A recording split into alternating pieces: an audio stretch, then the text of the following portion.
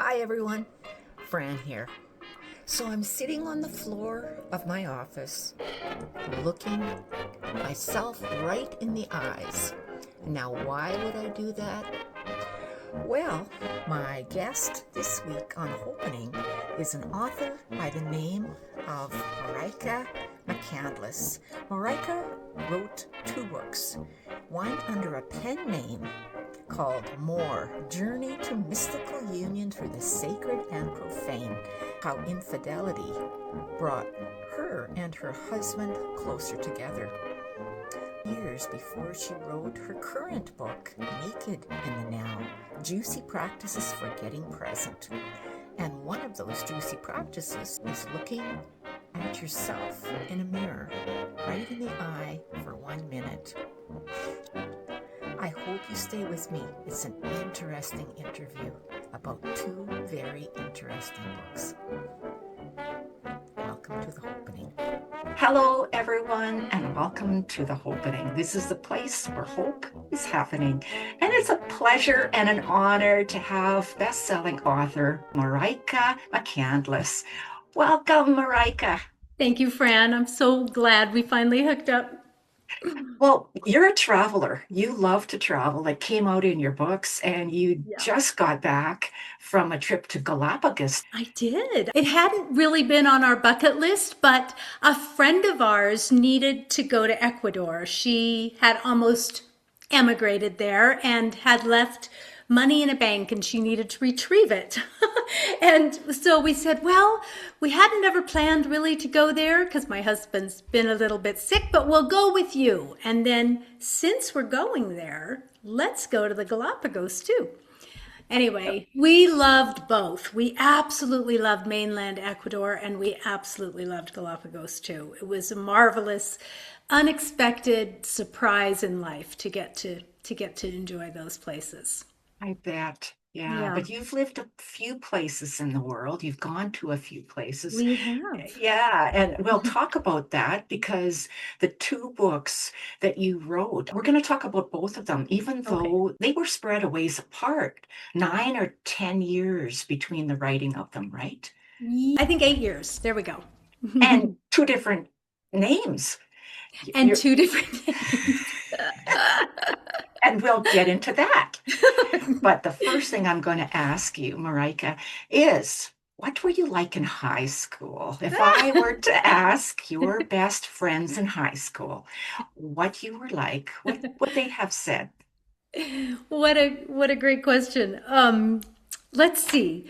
Well, I think first of how I think of myself in high school. I was like pleasantly plump.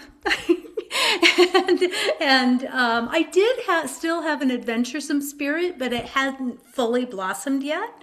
I think my friends would describe me as being bubbly and friendly. I was always kind of part of the academic scholarly group.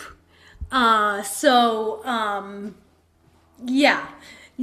was bundled into the scholars rather than the sports athletes or something like that. And it wasn't until I met my husband in my first couple of years of college that I felt like my life just exploded into color. He somehow, together, we juiced each other up for adventure.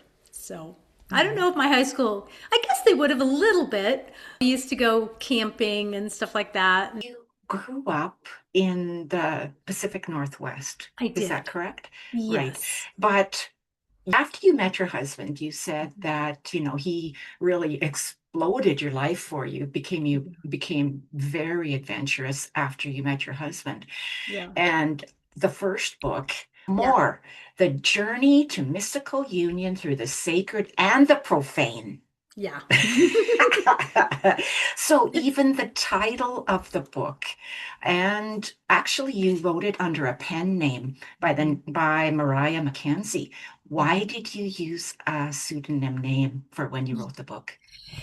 Well, I used a pseudonym for a couple of reasons, but primarily because I wanted to protect my children and my aging parents from the story that I told, because my kids at that age were just coming of age, and I didn't want their life to necessarily take on the umbrella of this particular story. Especially my youngest daughter had just met and was dating a famous rock climber, and I just felt like it wasn't fair to put that umbrella on her and my other daughter.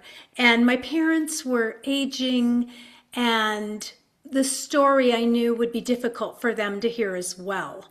I basically told everybody in my life that I was writing this book, and I very briefly hinted at the contents, but then I said, but I'm writing it under a pen name, and I'm not going to talk about it anymore. You're not, and it's hard to do that, to really separate it out. What ended up happening, so the pen name was in existence on its own, as its own identity, own Facebook page, own website, all of that for, I don't know, 6 or 7 years, I think. And then I started getting ready to write Naked in the Now. And I realized that having this other identity was going to be difficult, because I wanted to write Naked in the Now under my regular name. And so I had to make the decision about those identities, or allowing them to be, my name to be associated with my pen name. So I sat down with my kids. We had a big family meeting, and we talked. I gave them copies of the book, and we talked about all the details of the book. And they were a little bit mad at first that I hadn't shared it with them before, but I think they understood in the end. And then it's so necessary sometimes to write these stories under a pen name. I'm actually just going to be doing a workshop on this at the Las Vegas Writers Conference in about a month. Now, I call it the joys and perils of writing under a pen name, because I'm not sure that I would have written the book with the level of authenticity and rawness, and you've read the book, so you know what I mean, if I hadn't written it under a pen name. I think I just would have been tempted to pull back a little bit from it. It allowed me to unleash the story, which was important to me. It was important to me to unleash that story. And it was, at the time, it was more important to unleash the story than for it to be always tied to me. And I also had been so long since that story had happened that I didn't want to only be known as the victim from that story. Anyway, I blended the identities, and I created a new website, and I had my website have both of the books on it. It was a big decision, and it was hard to do, but really important to do. And now I'm glad, because I knew that people needed to know the backstory in order to trust the messages that I come to deliver in Naked in the Now. If that makes sense. Well, in more the journey to mystical union, it starts out like you're ordinary, like you just have this suburbia lifestyle, a couple of kids, you've done some adventuresome stuff with your husband, but basically suburbia. Yeah. But then what happened? Because that turning point really did pivot your life. Totally. And I consider your first book really a love letter. It's a love letter to your husband, but it's also a love letter to yourself. It is. In getting through what you got through in a way that was meaningful to you, and that really deepened your understanding of who you are, who you always were, that kind of got muddied. You have a little bit in there about muddy water, like the muddying of the water and not being able to understand who you really are until it's settled and the water is clear. So what are the events that brought about the pivot? Yeah. Well, first of all, I just want to acknowledge that you received it as a love letter to my husband and me. That means so much to me. That's just a beautiful way to put it, and I really love that. Yes, and I was afraid that it wouldn't be received that way, at one point in a way, because when I say the events, they're very classic events, and a lot of people can't see past what those events typically mean. So the catalyst for this journey, this pivot point that changed everything in our lives, and certainly in my life, was that I walked in on my husband and my best friend together. And it pulled the rug out from under me. My constructed reality crumbled. I didn't understand how could this be happening, what was happening. But even though it was such a shocking and tragic and a feeling of, unrecoverable betrayal, even at the time, there was this small spark within me that just believed that there was something more to be uncovered here. That there was, I don't know that I would have been able to say that it was an opportunity, but that I knew my husband well enough, we were very close, to know that this didn't happen in a vacuum. So either there was more to his story that we needed to address, or there was more to mine that hadn't been addressed. And something happens like that. As a couple, you have to decide, there has to be a reckoning. Are we going to shove this all under the rug and just carry on as if nothing happened? Are we going to separate because this is unrecoverable from? Or are we going to dive deeper together and figure out what the heck is going on? Because it doesn't make sense. And that's what we decided to do together. So we went on a traditional path of therapy, and we had individual therapy and couples therapy, and that was very powerful. But we also went along a sort of a non-traditional path, and through various pieces of synchronicity, which anybody who starts kind of going on a path of personal growth will notice that these little divine winks start arising. Anyway, through a piece of synchronicity, or whatever you want to call it, the opportunity came up to go on what was called a year-long love and ecstasy training. And we had 2 little kids at the time, but the training was 3 10-day periods, and then you met for weekends in between. And it was during this deep love and ecstasy training that we were introduced to the principles of meditation, to the principles of self-inquiry, and really to the principles of acceptance, of sitting with somebody in presence, even soul gazing, when the last thing you want to do is, soul gaze with this person, but just to sit in it together. I mean, we still practice many, many, many of the things that we learned in that, 30 years ago. Anyway, it just opened our eyes in ways that I didn't even know to look certain places. I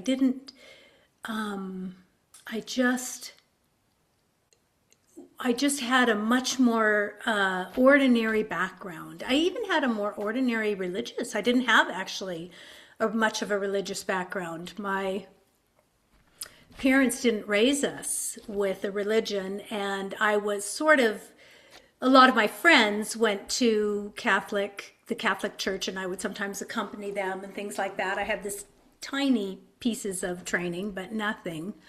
So even just to be introduced to the idea of presence as a fundamental experience that is inclusive but bigger than this small person was in a way novel. I mean, that says a lot because you and your husband both decided together. I mean, he was your best friend and you Yeah. were his best friend. Yeah. And still that betrayal happened. Yeah. And like you said, it was necessary to dig down and to find out Right. the root of that, because the betrayal, the infidelity was only a symptom of something deeper. That's right. And that's what I meant to go. That's what I didn't say. So what else, other than being introduced to these gorgeous principles of meditation and self-inquiry, what happened during that training that was that flashbacks, memories of childhood sexual abuse arose for me during this very deep work that we were doing. And it had been pushed down so far, and I had been young, so young, that it was devastating to have it come back up. It was, again, like a collapsing of everything that I thought I was. I had been, a straight A student, and I'd started all these businesses, and I was, I was driven for this perfection in a way. And so this catalyst year of uncovering these memories as well left me feeling like I was broken. I thought that I was broken. And I thought that I had to fix myself. I thought I had to try harder, do better. I had to fix myself. And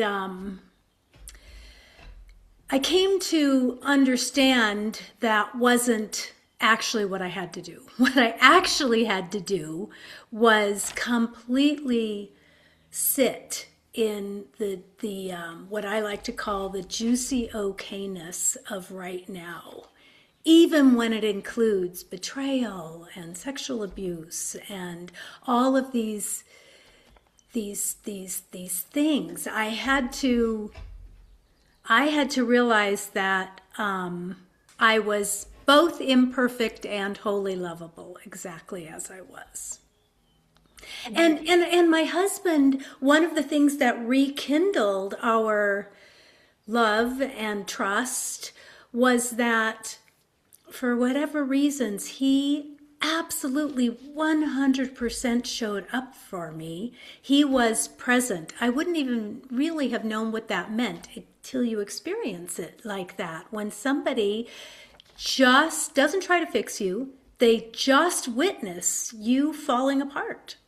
It's profound to have somebody be willing to sit with you and hold you in loving space as you're falling apart.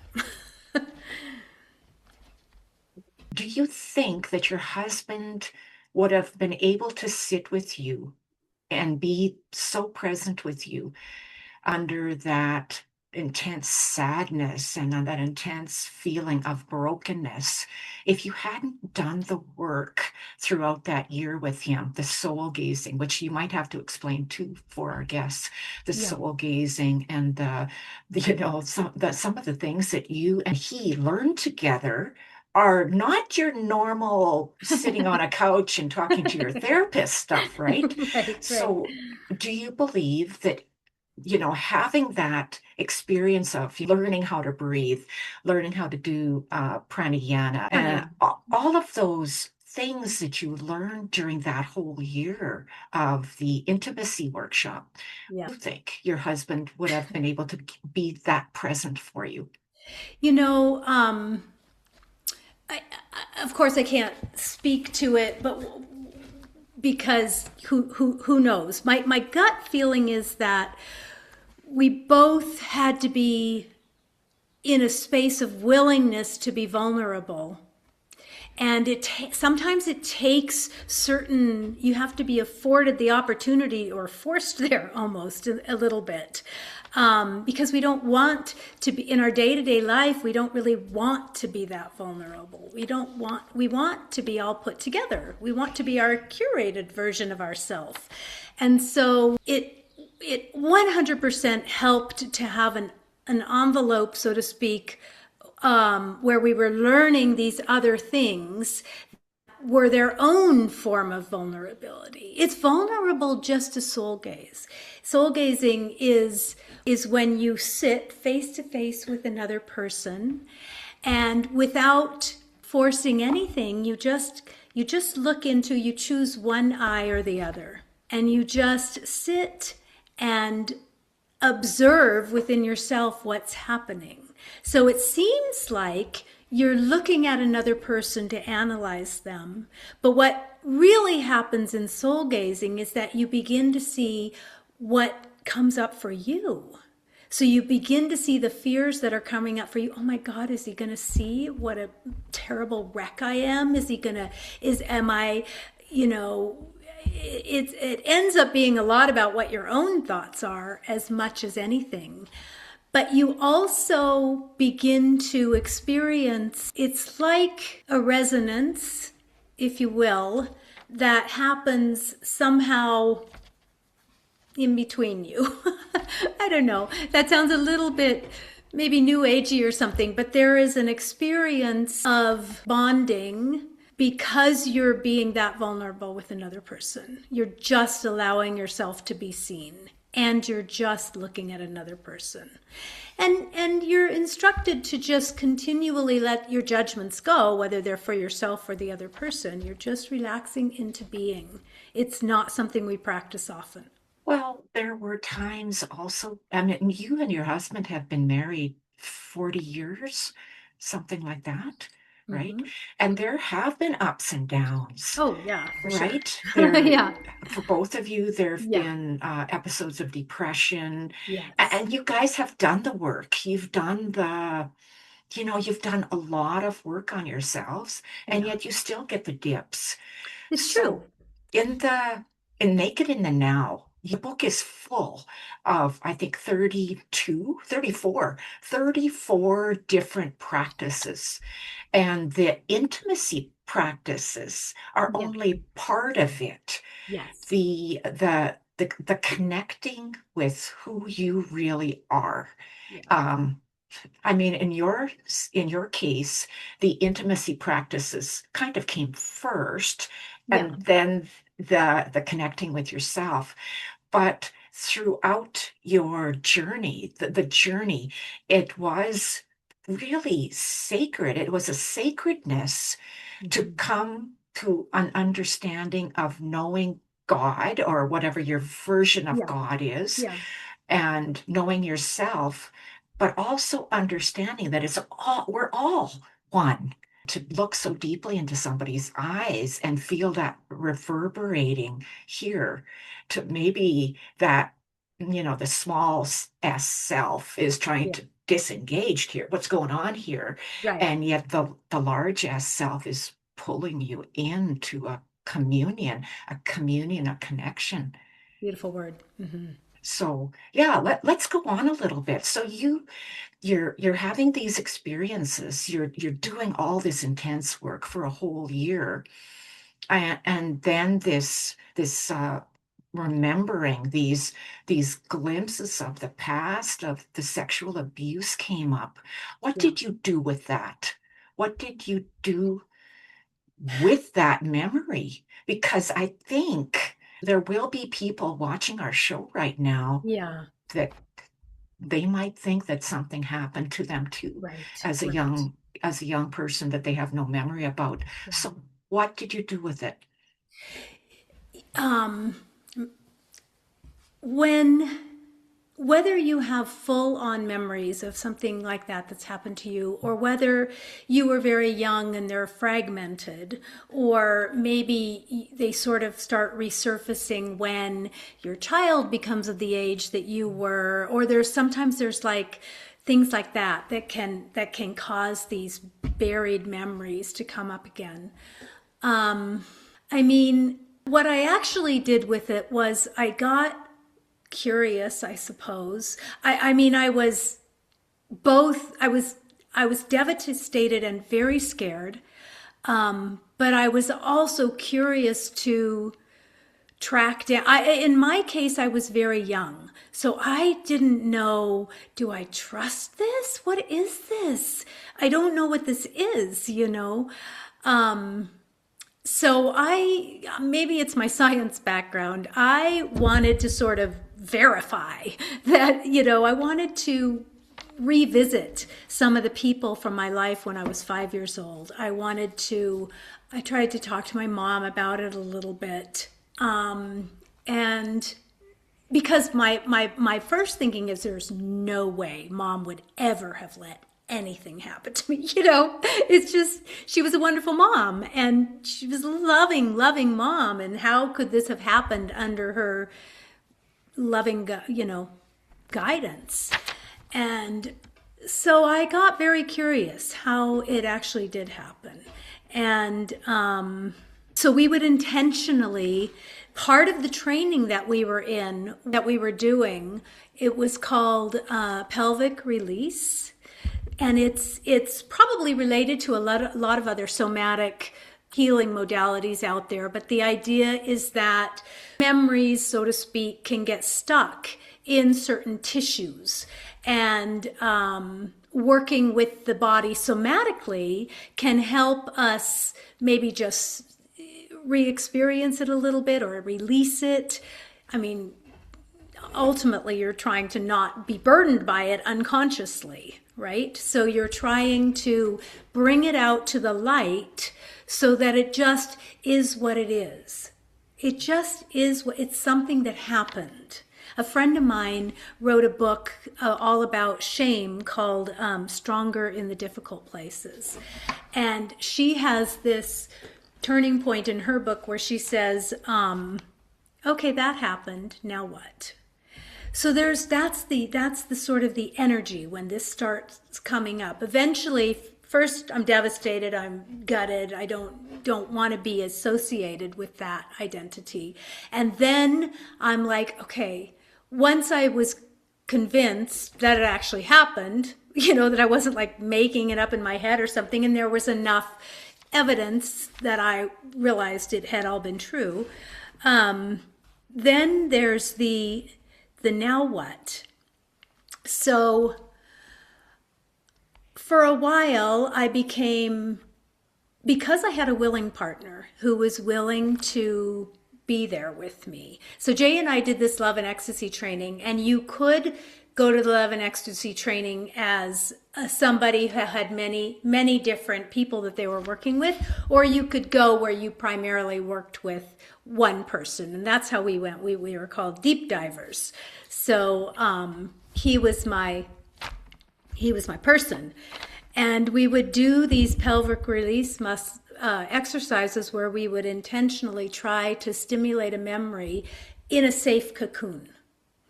And it's really helpful to do that. There's a lot of tears. I cried and cried and cried and cried. I mean, I wrote an article, I cried every day for 7 years, and here's how it made me a better mother. You know? Because when I was crying, things were flowing. I began to not be so afraid of crying. Because then I could just have a moment of experiencing some intense emotion, cry, you know, and then go on to have the rest of my day, which was not about that at all. What did I do when these memories came up? I tracked down tried to verify them, and then I went deeper into them, and then I went, you know, deeper with them. And then I began to realize that even though this had commanded so much of my attention, it wasn't who I was. there comes a point sometimes when you're dealing with really deep trauma that you sort of identify with it. That's who I am. I am this broken child. I will always be this broken child. But it's not true. It's not entirely who you are. And it's through what I like to talk to about a lot in Naked in the Now is sometimes it feels like it's this ginormous journey we have to go on, and we have to, root out all these things, and we just have to go there. And maybe you have to do that for a while or not, I don't know. But there are sudden, almost Gestalt shifts, something like what you maybe talk about in your work, Fran. And in a Gestalt shift, you suddenly realize, oh, wait a second, how can it be that I'm this broken, completely, unlovable, shameful person, and I can have a moment of absolute, utter delight or wonder or awe? How can I suddenly have an insight that is with crystal clarity that I'm not broken, even though all my stories in my head are telling me I am? You just can afford yourselves opportunity for clarity and insight where there is this untouchable, inviolable part of you that's much closer to who you really are. I love the way you said that. Yeah.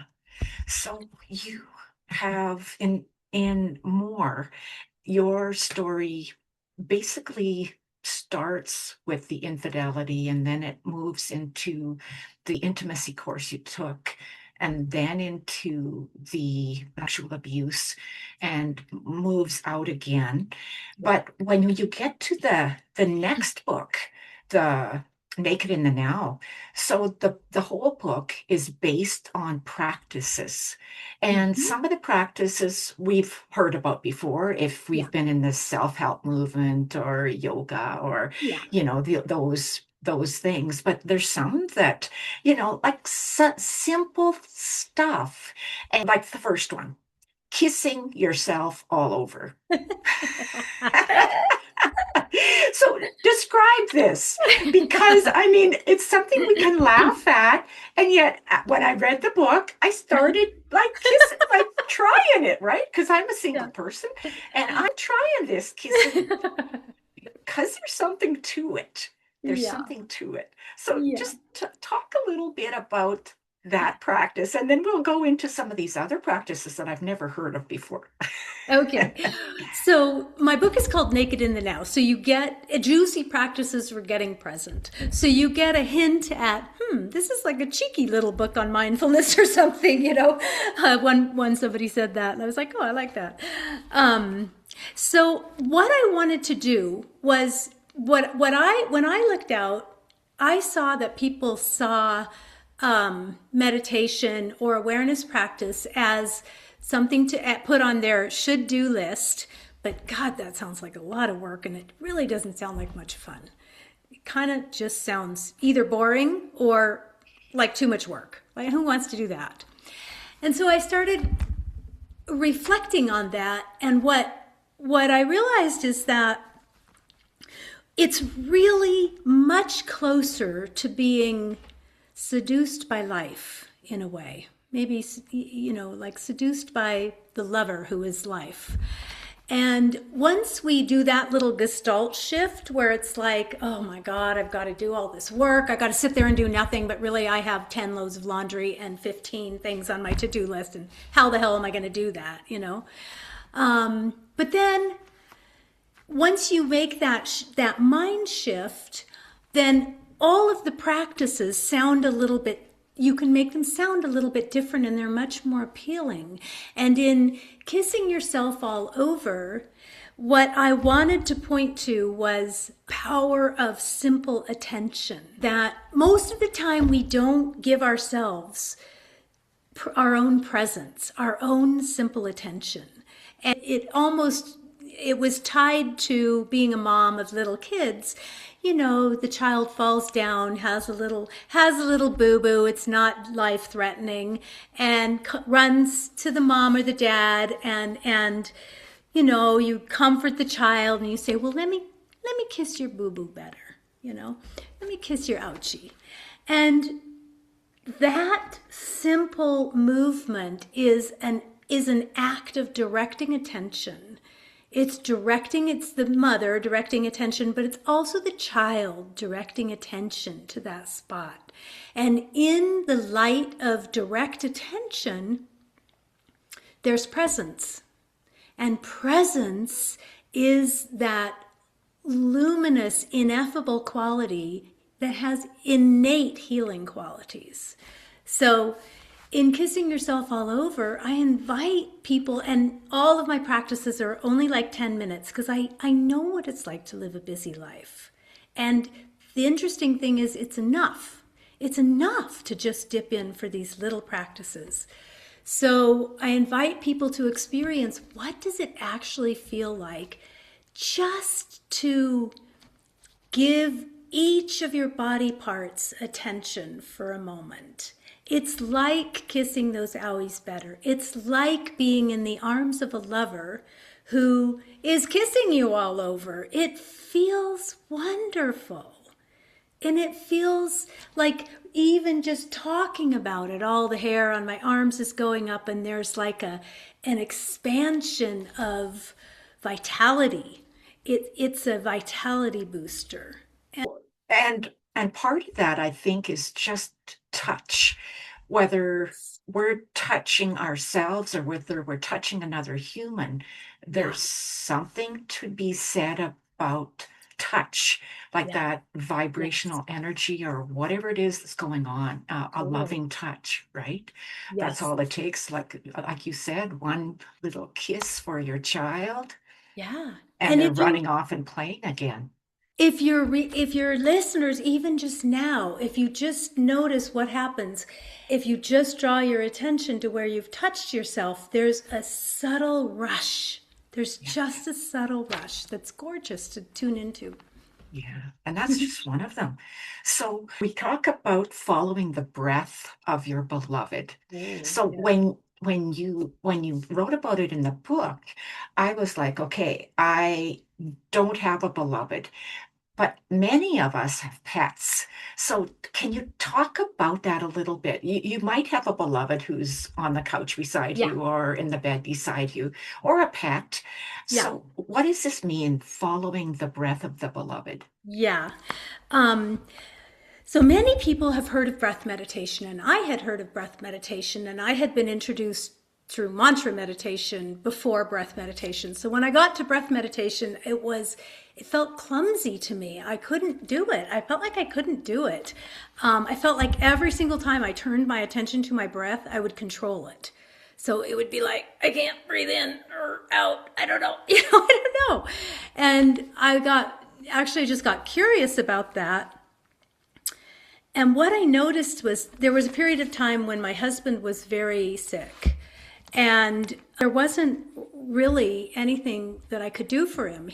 But what I could do was I could be with him and I could lay with him. And when we went to bed, in my desire to be close to him, what I would do is secretly, like I didn't tell him I was doing this, it was just me wanting to be there for him and be close to him, is I would follow his breath. And I would allow my breath to follow his. And everybody has a different cadence to their breath.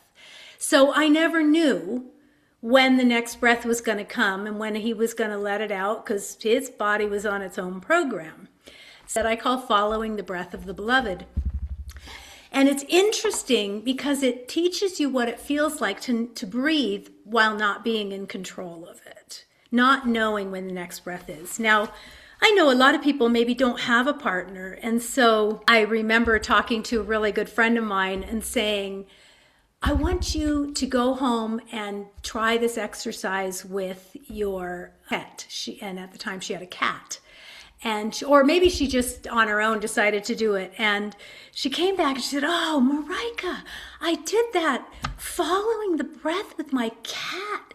And it was amazing. It was like," she called it was so witnessy. And really that's what we're developing, is this slight unstickiness to breathing, where when we're just allow our breath to, you have to pay a little bit of attention to when it comes and goes. And if it's with a cat or a dog or a llama or whatever you have, whatever the cadence is, it's the same thing. It's the same thing. It's just a funny little trick for witnessing breath while practicing it. So if we only have ourselves, Yeah. we can also watch, is it our stomach? Like if we put our hand on our stomach or hand on our chest, Yeah.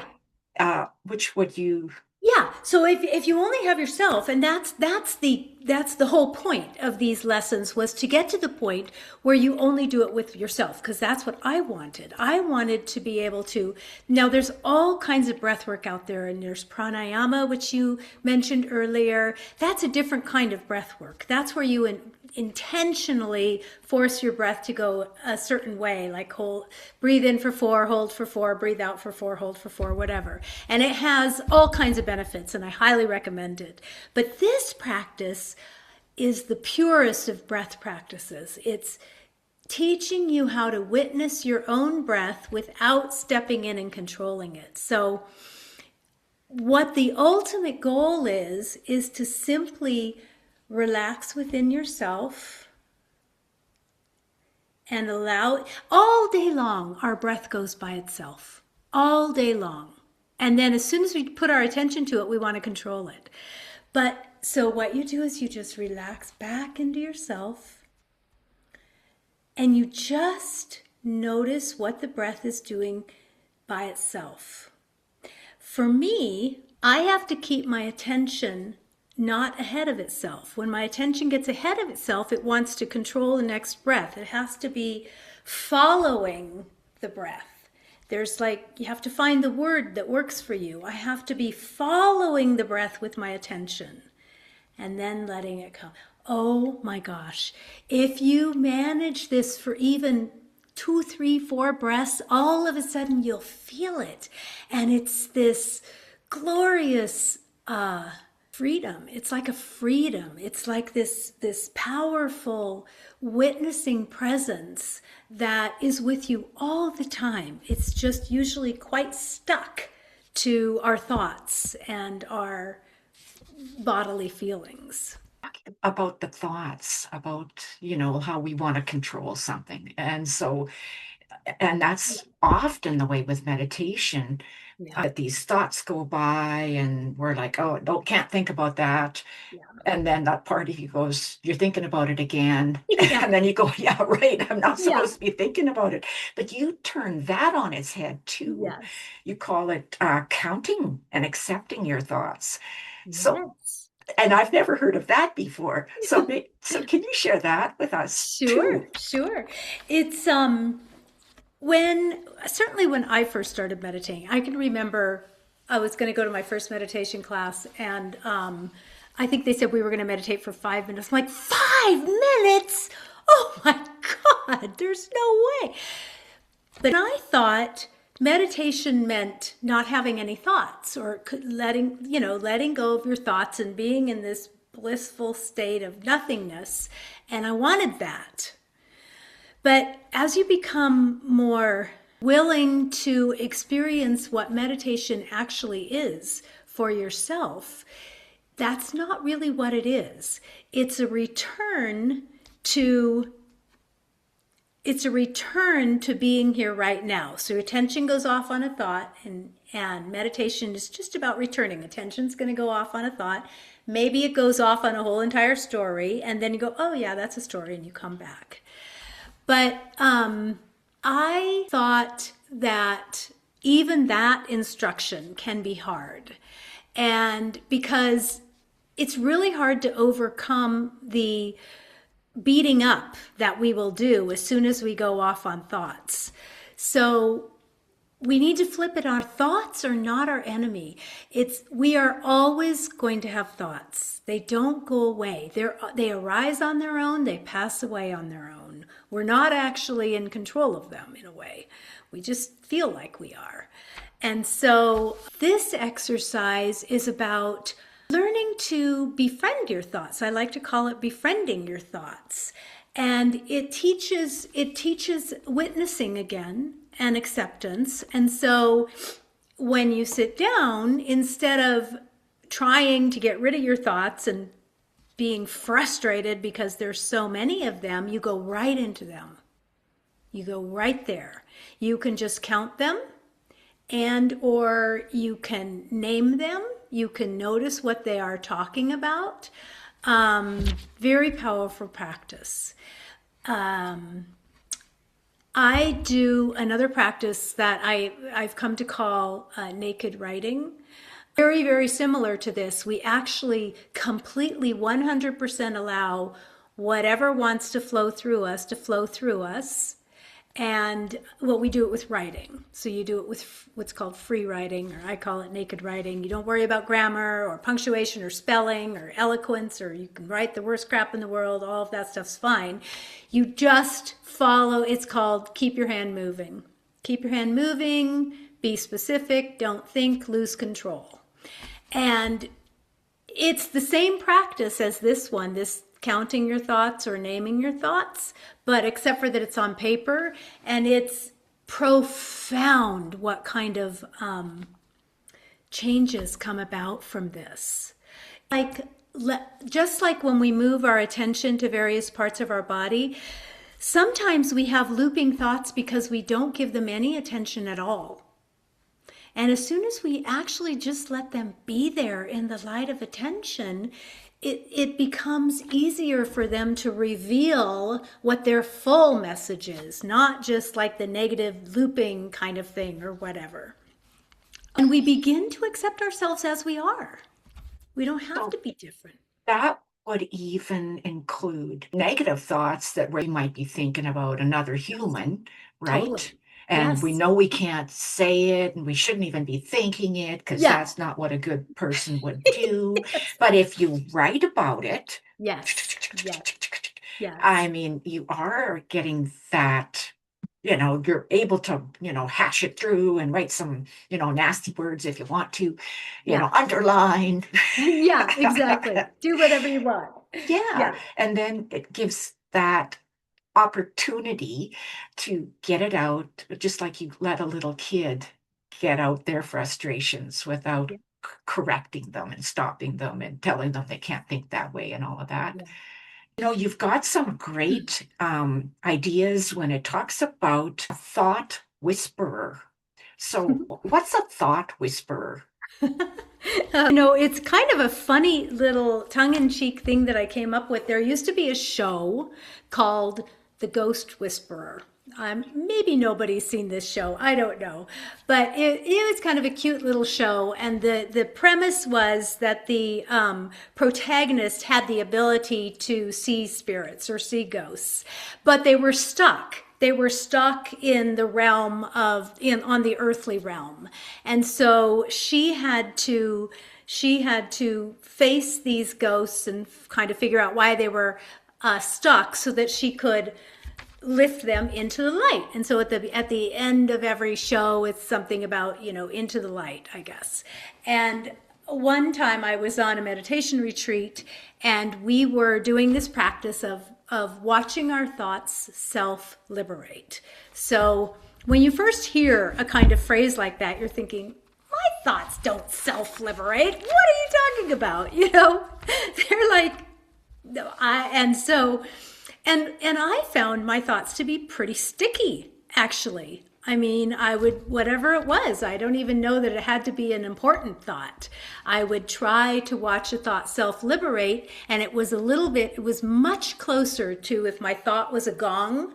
So the thought happens, the ringing of the gong, and the sound goes off. And if I could just completely let it go off by itself, there it would be. There it would self-liberate. And it's like a gong sound. It actually does dissipate.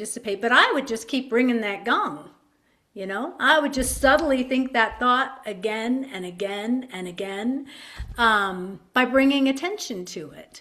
So I thought, wow, how come I'm getting so stuck on this exercise? Everybody else is doing great. They're just letting their thoughts self-liberate. I thought, I think I need a little trick. I think I'm going to get my brain engaged, and I'm going to help my thoughts self-liberate a little bit.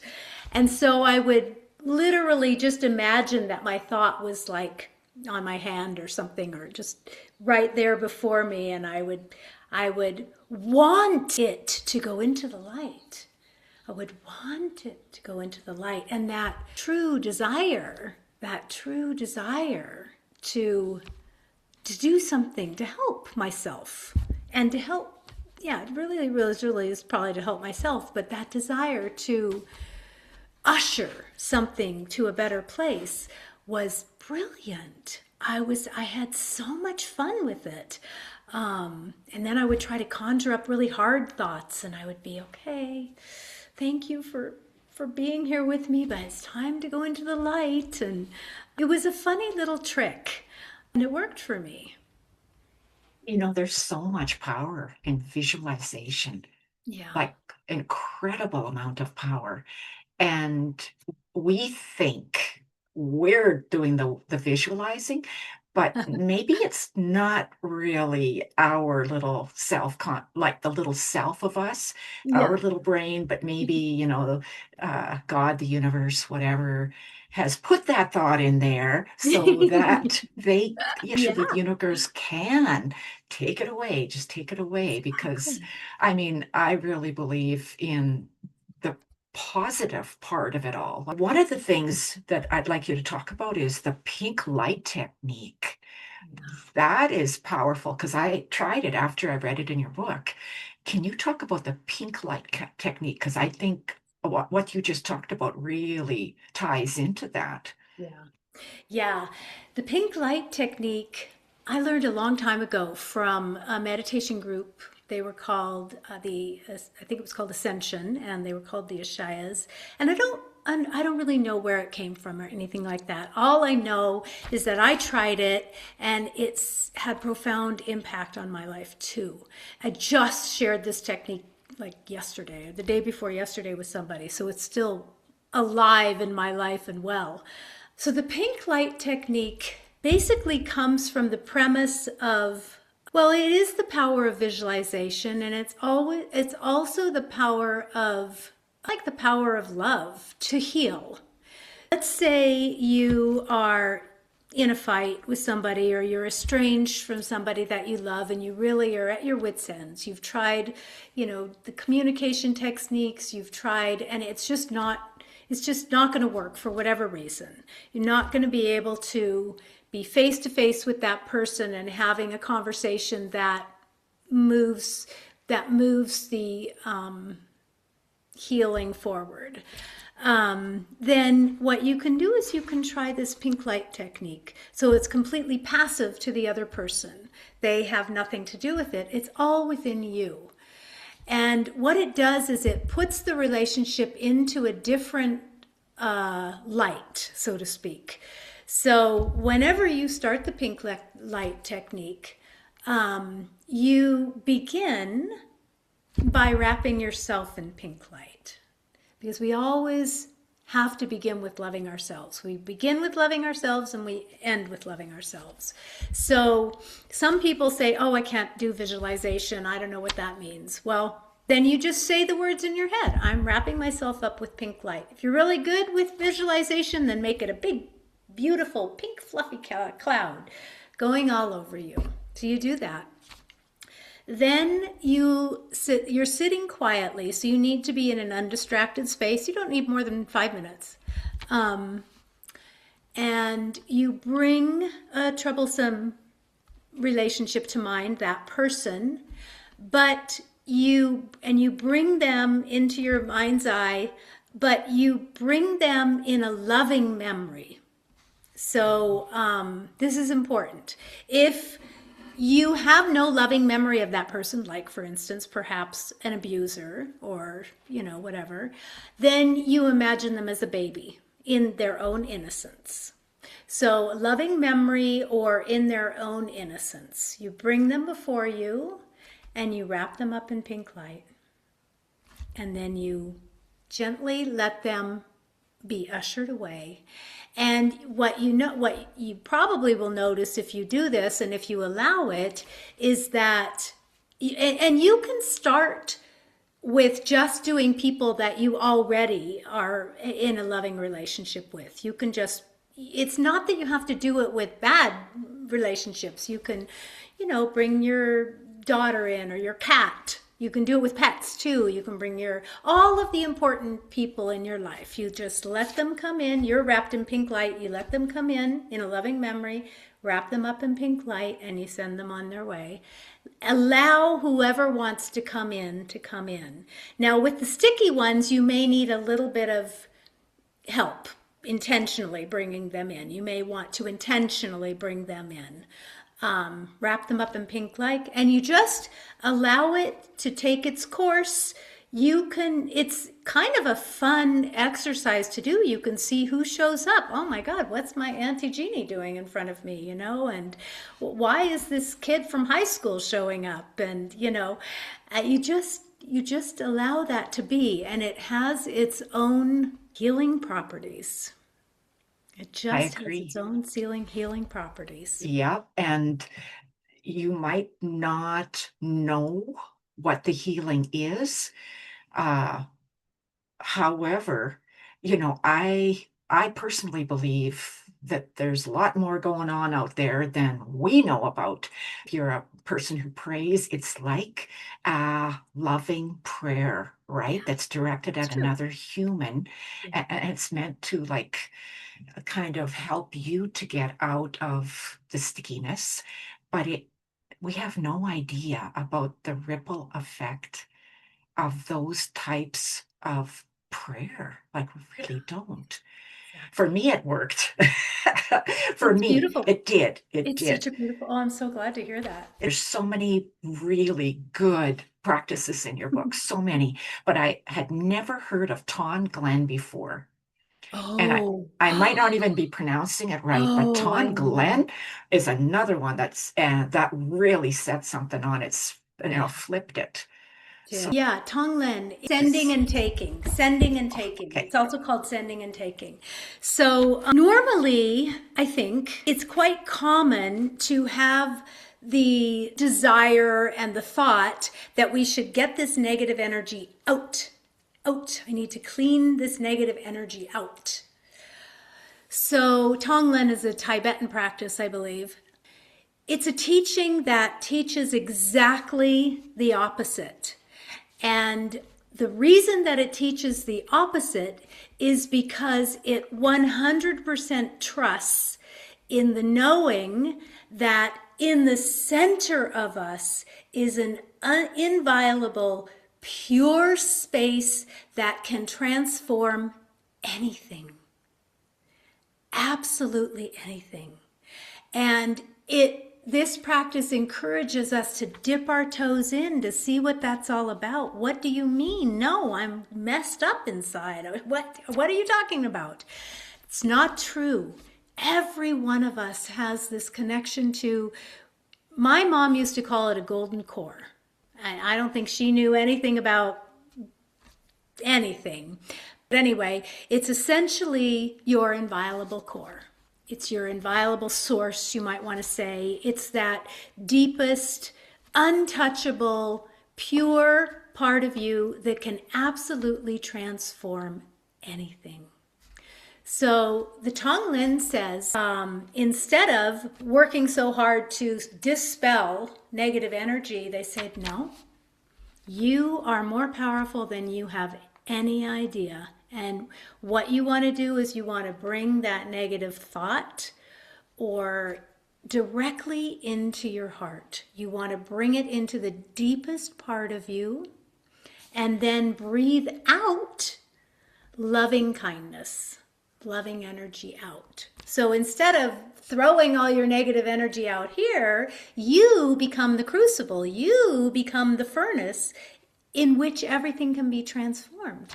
So you bring it into your heart. You allow, sometimes insights come up, sometimes, but you just, even if you don't know what's happening, you can just say, I'm bringing this into my heart. I don't know what that means. I can't visualize it. It doesn't feel right. It doesn't feel like anything. And I'm breathing loving kindness out. You can just do it mechanically. It's okay. Doesn't have to be that you understand it or that you see it or anything. But for me, that particular practice was probably the highest pivot point of my life, doing that practice. What it taught me was that I am so much more than what I typically identify with. I typically identify, like most of us, just if we're not even thinking about it too much, as sort of a skin bundle of thoughts and values and desires and, whatever, my personality, I guess. But what this taught me was that I was everything without boundaries, luminous, and that looking to my small self for help would never work. I would always be inclined to do that, that's just how it is. And it would never work because it's a finite system. It's just this computer kind of thing up here. I had to open to the possibility of the unknown, for lack of a better word, the mystery of the unknown. Really, that's what it is about. I mean, we are taking up some space here. We're covered with skin. We're walking. We've got this structure inside of us. Yeah. But that's all it is. It's just like you caught it and you put it inside, like taking a plastic bag and taking air and tying it up, right? Yeah. We're not the plastic bag. Yeah, exactly. Exactly. Yeah. Yeah. We're the energy that was always there that's in a human form. So I think that the Tonglen, I'm definitely, I'm going to do more reading on that for sure. It's a wonderful practice. You can look it up under Tonglen. Understanding and taking, I think, is the more westernized way of referring to it. Taking in suffering, you're breathing out love and kindness. So the practices, the naked in the now, they can be done with a partner. They can be done individually. They can be done, like if you've got your cat can help out or whatever. Yes. What's the bottom line that maybe we haven't touched on yet? I guess I would say getting to that fundamental Gestalt shift of some sort that opens us in a way that was unexpected. It doesn't have to be hard. It doesn't have to be unjuicy, boring. But it takes, I think what I would encourage people is just to bring a dose of willingness and curiosity to these 10-minute practices. Everybody can find 10 minutes to try one of these. You have to be your own arbiter of the truth. You have to be your own, don't just believe me, Go and try a couple of these practices for yourself. Make them your own. Discover what works for you, what makes you feel lighter, when you feel vitality, when all the hair on your arm goes up. What does it for you? And so it's an invitation to open the door to something more, to harken back to my first book, to presence. And my other invitation is, we're really conditioned to pay attention to the negative, to the bad things that happen to us, to the bad things that are happening in the world. And that conditioning does us a disservice, because as soon as we begin paying attention to, there's a really popular thing is like a gratitude journal, right? And people will say, oh my God, as soon as I started writing down what I was grateful for, it was like amazing. I was grateful for so much. So similarly, noticing your own tiny moments of, I like to call them tiny moments of delight. If the word delight doesn't work for you, find a different one. Wonder, awe, joy. Notice it. Write it down. Keep a diary of daily delights. Because that provides the energy to look for it more. And then you begin to get the knack of directing attention. And the knack of directing attention is everything. Just like that very first exercise, attention to this body, this human, this skin, this being, gives that person something that they need. And directing attention to any moment of awe or delight suddenly begins to make our world more full of it. We look for that instead of how somebody wronged me. Because that's always gonna be there. People are they're in their own shit. They're gonna wrong you. They're gonna do bad things. And it's only up to us to decide how to direct our attention. If we are suffering, we have an opportunity to help ourselves. So we're almost at the end of the show.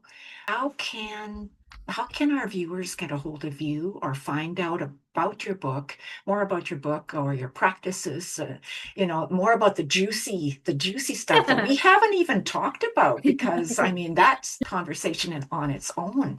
But how can our viewers get a hold of you?